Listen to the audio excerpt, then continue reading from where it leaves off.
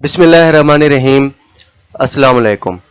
Welcome to superior group of colleges DG Khan campus. आज बेटा हम अपने चैप्टर नंबर 4 जिसका टाइटल लिक्विड्स एंड सॉलिड्स है, एफएससी फर्स्ट ईयर यानी पार्ट 1 का 8वां लेक्चर जो है हम स्टार्ट करेंगे।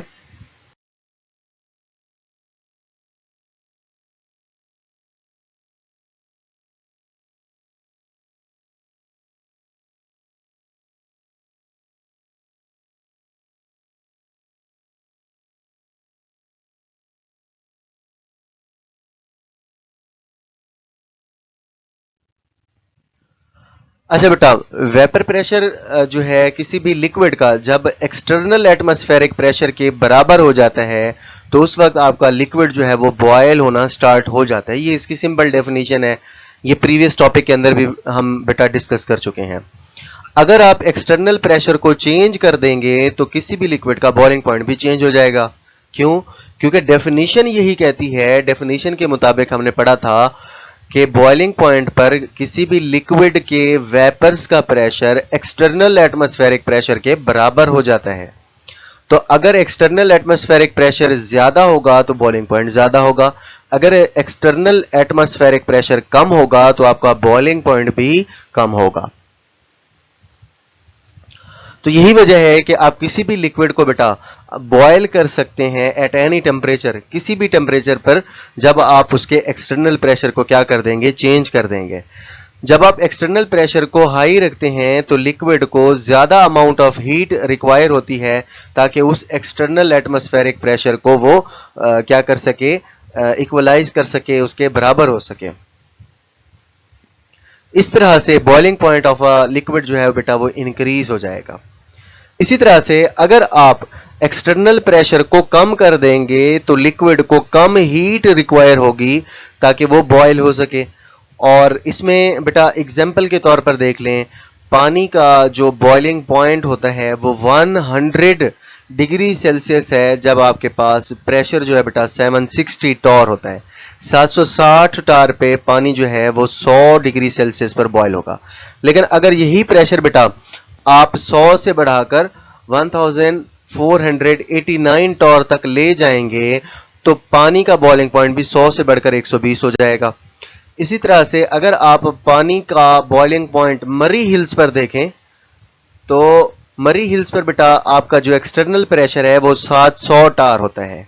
760 से ये कम हो गया, 60 टार ये प्रेशर एक्सटर्नल जब कम होता है मरी हिल्स पर, क्योंकि जैसे जैसे आप बुलंदी पर चलते जाएं आप पर हवा का दबाव जो है या एटमॉस्फेरिक प्रेशर जो है वो कम होता जाता है। तो यही वजह है फिर पानी को बॉयल होने के लिए भी कम हीट रिक्वायर होगी और पानी जो है मरी हिल्स में 98 डिग्री सेल्सियस पर बॉयल होगा। इसी तरह से माउंट एवरेस्ट पर चले जाएं, दुनिया की बुलंद तरीन चोटी जो है माउंट एवरेस्ट, तो यहां पर बेटा आपका जो एक्सटर्नल एटमॉस्फेरिक प्रेशर है वो 323 टॉर है। तो यहां पर बॉइलिंग पॉइंट भी ऑटोमेटिकली उसी के मुताबिक कम होकर 69 डिग्री सेल्सियस पर आ जाएगा। ये हम वाटर के बॉइलिंग पॉइंट की बात कर रहे हैं। देखें ये एक टेबल है, सिंपल सा एक चार्ट आपको समझाने के लिए बताया गया है कि वेपर प्रेशर और बॉइलिंग पॉइंट में डायरेक्ट रिलेशन है। यानी हमारे पास बेसिक जो ये टर्म है वो है जी 100 डिग्री सेल्सियस और 760 टॉर। अगर आप 760 से इबव जाएंगे तो आपका बॉइलिंग पॉइंट भी इबव चला जाएगा। अगर आप इसी 760 से बिलो आते जाएंगे तो आपका बॉइलिंग पॉइंट भी इसी 100 से फिर क्या होता जाएगा बेटा, बिलो होता जाएगा। इवन जब आपके पास प्रेशर 23.7 टॉर होगा तो उस वक्त आपका बॉइलिंग पॉइंट जो है वो 25 होगा। यानी रूम टेम्परेचर पर भी ये आपका पानी बॉयल कर जाएगा अगर आप इस प्रेशर को, एक्सटर्नल एटमॉस्फेरिक प्रेशर को 23.7 टॉर तक ले आए। तो इसके लिए बेटा स्पेसिफिक किस्म की इंस्ट्रूमेंटेशन होती है, उसके जरिए आप एक्सटर्नल प्रेशर को मेंटेन कर सकते हैं। अच्छा बेटा, हम आर्टिफिशियली जो है पानी की सरफेस जो है उसको अगर हम आर्टिफिशियली उस पर प्रेशर बढ़ा दें, जैसे कि मिसाल के तौर पर प्रेशर कुकर है, तो वहां पर जो है एक्सटर्नल एटमॉस्फेरिक प्रेशर मसनूई तौर पर बढ़ जाता है और पानी का बॉइलिंग पॉइंट भी इस तरह से वहां पर इंक्रीज होगा। कैसे? देखें, अगर बेटा आप किसी भी ओपन वेसल की, ओपन कंटेनर की या किसी भी खुले बर्तन की बात करें तो उसमें जब पानी का बॉइलिंग पॉइंट 100 डिग्री सेल्सियस पर आता है तो उसमें बनने वाले वेपर्स उसी बर्तन में से बाहर निकल रहे होते हैं और वो एटमॉस्फेयर में दाखिल हो जाते हैं। लेकिन अगर आप प्रेशर कुकर ले लें, क्योंकि प्रेशर कुकर बेटा एक ऐसी चीज है जिसको घर में आमतौर पर इस्तेमाल किया जाता है और आपने अक्सर देखा भी होगा। तो प्रेशर कुकर का बेटा ऊपर वाला जो ढक्कन आप बंद कर देते हैं उसके साथ स्मॉल ओपनिंग्स होती हैं जिसके ऊपर आप वेट रखकर मजीद प्रेशर को इंक्रीज कर देते हैं, जिसका नतीजा ये निकलता है कि खुले बर्तन के मुकाबले में प्रेशर कुकर के अंदर जो आपके वेपर्स बन रहे होते हैं उनको बाहर जाने के लिए रास्ता नहीं मिलता, वो वहां से एस्केप नहीं हो सकते, निकल नहीं सकते। अब यही जो वेपर्स हैं वो उसी प्रेशर कुकर के ऊपर वाले ढक्कन के साथ टकराकर वापस पानी जो है उसकी सरफेस के साथ, उसकी सतह के साथ आकर टकराकर मजीद प्रेशर जो है वो अप्लाई कर देते हैं, जिसकी वजह से पानी का बॉइलिंग पॉइंट जो है वो बढ़ जाता है। और इससे क्या होगा कि पानी ज्यादा से ज्यादा हीट एब्जॉर्ब करेगा।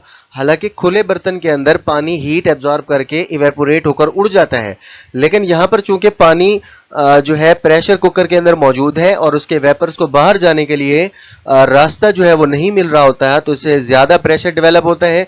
जब ज्यादा प्रेशर डेवलप होगा तो एक्सटर्नल प्रेशर बढ़ जाएगा और पानी का बॉइलिंग पॉइंट भी बढ़ जाएगा, और इस तरह से आप अपने खाने को, अपने मीट को या कोई भी चीज जो आप प्रेशर कुकर के अंदर पका रहे हैं वो जल्द से जल्द जो है वो उसमें तैयार कर सकते हैं।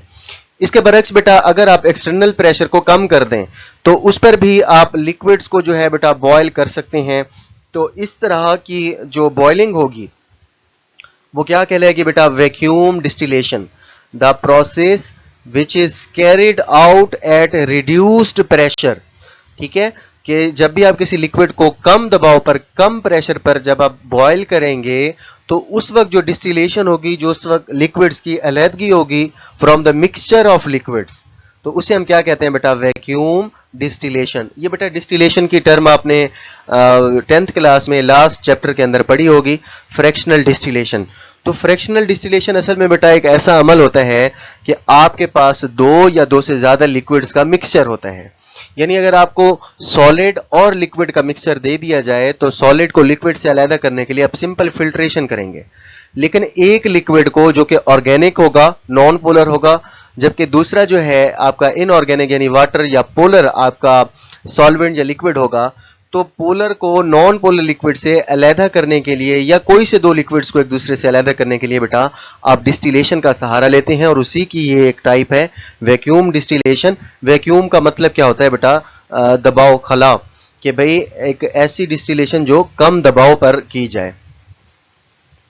ठीक है, इसके बहुत ज्यादा एडवांटेजेस हैं, एमसीक्यूज में भी पूछा जाता है, शॉर्ट में ज्यादातर ये पूछा जाता है कि वैक्यूम डिस्टिलेशन के फवायद बताएं। तो एक इसका फायदा ये है क्योंकि बेटा एक्सटर्नल आपका प्रेशर जब कम हो जाएगा तो किसी भी लिक्विड को डिस्टिलेट करने के लिए या उसको बॉयल करने के लिए आपको कम टाइम रिक्वायर होगा, और ये इकोनॉमिक होगा, यानी सस्ता आपको पड़ेगा, इसके लिए कम फ्यूल, कम ईंधन आपको दरकार होगा। और इसके अलावा बेटा आप सेंसिटिव लिक्विड्स जो हैं, हसास किस्म के जो लिक्विड्स हैं, उनको डीकम्पोज होने से भी बचा सकते हैं।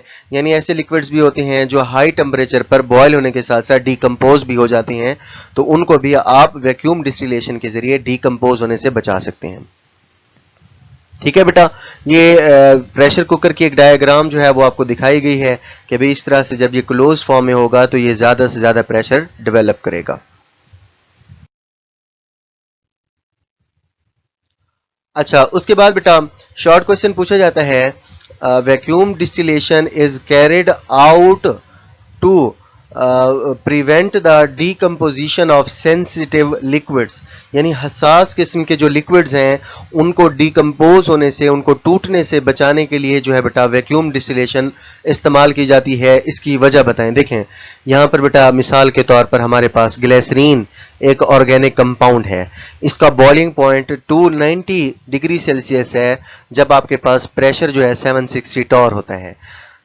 जो आपकी ग्लिसरीन है बेटा वो इसी टेम्परेचर के ऊपर डिस्टिलेट भी कर जाती है, बॉयल भी हो जाती है, लेकिन इसका नुकसान ये है कि ये इस टेम्परेचर के ऊपर डीकम्पोज भी कर जाती है।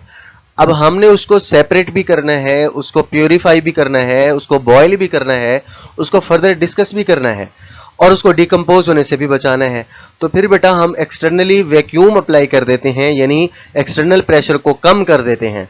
और अगर यही बेटा आप प्रेशर जो है 760 टार से कम करके 50 टार पर ले आएंगे, तो उसी ग्लिसरीन का जो बेटा बॉइलिंग पॉइंट था वो 290 डिग्री सेल्सियस से कम होकर 210 डिग्री सेल्सियस यानी 210 हो जाएगा।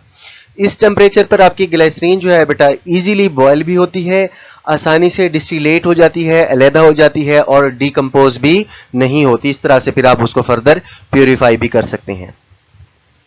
ये बेटा वैक्यूम डिस्टिलेशन का एक सिंपल सा डायग्रामेटिक स्केच आपको दिखाया गया है कि इसमें किस तरह से आप वैक्यूम अप्लाई कर सकते हैं, किस तरह से प्रेशर को रिड्यूस कर सकते हैं और किस तरह से एक फ्लास्क में बॉयल होने वाली लिक्विड को आप वैक्यूम डिस्टिलेशन के जरिए बॉयल करके अलहदा कर सकते हैं।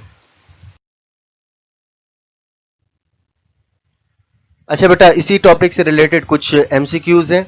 चूंकि ये एक्टिविटी बेटा आपको इसलिए दी जाती है कि आपको आइडिया हो सके कि भी आपको आज का लेक्चर समझ आया है या नहीं आया, तो इसको आप देख लें। अगर फिर भी आपको कोई कंफ्यूजन हो, समझ ना आए, तो आप कमेंट सेक्शन के अंदर बेटा अपना क्वेश्चन ड्रॉप कर दें, आपको उसका जवाब दे दिया जाएगा। पहला एमसीक्यू है कि अगर आप बॉइलिंग पॉइंट ऑफ वाटर को 100 डिग्री सेल्सियस पर फिक्स करना चाहते हैं या मेंशन करना चाहते हैं, तो बाहर का जो एक्सटर्नल प्रेशर है वो कितना होना चाहिए। देखें बेटा, इससे रिलेटेड हमने सारी एक्सटर्नल प्रेशर की वैल्यूज और बॉइलिंग पॉइंट को डिस्कस कर चुके हैं, और इसमें जो इंटरमीडिएट किस्म की वैल्यू है वही आपने सिलेक्ट करनी है। उसके बाद वेपर प्रेशर ऑफ वाटर जो है 120 डिग्री सेल्सियस पर कितना होगा, ये भी सिंपल वैल्यू है, ये भी अभी हमने डिस्कस की है। डिस्टिलेशन ऑफ लिक्विड जब आप रिड्यूस्ड प्रेशर पर करते हैं तो ये क्या कहलाती है, तो ये भी बेटा आपने इन्हीं ऑप्शंस में से आपने क्या करनी है, सिलेक्ट करनी है। आखिर में बेटा इसी टॉपिक से रिलेटेड कुछ शार्ट क्वेश्चंस है। पहला है जी, vacuum distillation prevents the decomposition of sensitive liquids. इसमें बेटा ग्लिसरीन वाला केस आपको डिटेल से समझा दिया है कि हम क्यों वैक्यूम डिस्टिलेशन जो है वो करते हैं। दूसरे नंबर पर है कि मरी हिल्स पर और माउंट एवरेस्ट पर बॉइलिंग पॉइंट ऑफ वाटर जो है वो डिफरेंट क्यों होता है, ये भी हमने डिटेल से इसकी वजूहात डिस्कस की। और उसके बाद मीट या जो फूड है बेटा वो आपकी प्रेशर कुकर के अंदर फौरी तौर पर जो है वो क्यों पक जाती है, तो इसकी भी वजह बेटा हमने पढ़ ली है। उम्मीद काफ़ी है कि बेटा आज का लेक्चर आपको अच्छे तरीके से समझ आ गया होगा, लेकिन फिर भी अगर आपका कोई क्वेश्चन हो तो आप मज़ीद जो है बेटा हमसे पूछ सकते हैं। अपना बहुत सारा ख्याल रखिएगा। अल्लाह हाफिज़।